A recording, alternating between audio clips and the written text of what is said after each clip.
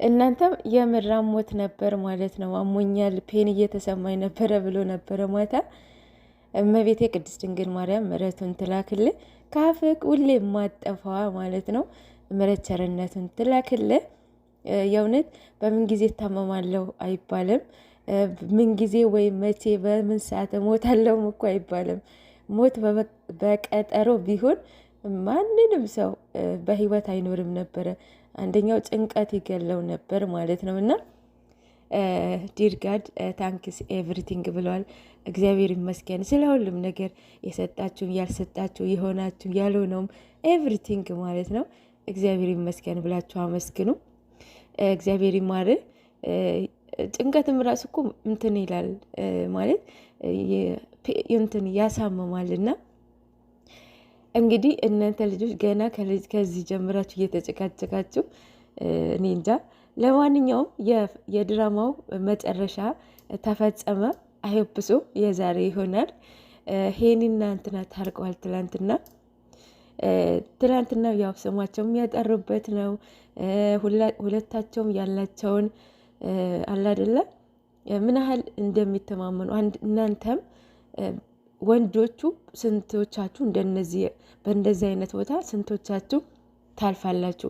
የምር ብዙ ትምህርት ያለው ነገር ነው የትላንትናው ማለት ነው። እና ሜቢ የድራማው መጨረሻው ዛሬ ምናይ ይሆናል። ግን ደግሞ ያው የምሩ ነው ደሙ እየተወሰደ የነበረው የምር አሞታል ማለት ነው።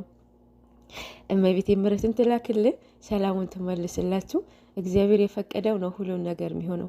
በእውነት እግዚአብሔር ካልፈቀደላችሁ ምንም ካልፈቀዳችሁ ውጪ የትም መሄድም የትም ማድረግ አትችሉም። እና ሁሉም ነገር በፈጣሪ እጅን ያለ ነው ማለት ነው። እግዚአብሔር ይመስገን። እግዚአብሔር ይማርህ። ጤና ነው በእውነት ሁሉ ነገር ጤና ሲኖር ነው። ጤና ከሌለ ምንም ባዶ ነው። እና ሁሉም ነገር ጤና ነው።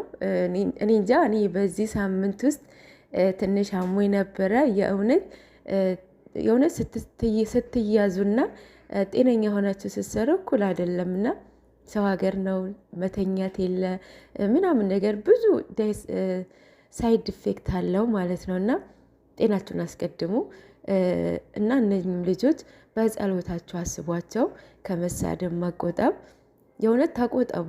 እንጃ በስማ ኢቨን ራሱ በትላንትና ቪዲዮ እውነቱ ለመናገር በጣም አስተማሪ ቪዲዮ ነበረ፣ በጣም ማለት ነው። እና ግን ደግሞ በጣም በኔጌቲቭ የወሰዳችሁ ነበረ፣ ፎቶን እየዘቀዘቃችሁት ነበረ። ግን ይሄ መሆን አልነበረበትም። በማይሆን ነገር እያቀነባበራችሁት እኔ እንጃ የሆነ ሴጣናዊ እንትን አለ አይደል አፕሊኬሽን በሱ ማለት ነው። ወንድምሽ ባይኖርሽም እንኳን ሰው በመሆኑ እኔ እንጃ በስማም አንዳንዶቻችን ስንቶቻችን ጨካኝ ሰዎች አለን ብዬ አስባለሁ። እና እናንተ ስትያዙ እንዲህ ናችሁ። የእውነት ከሁሉም ነገር ምንድን ነው ጤና አስቀድሙ ማለት ነው። እና በጸሎት አስቧቸው የእውነት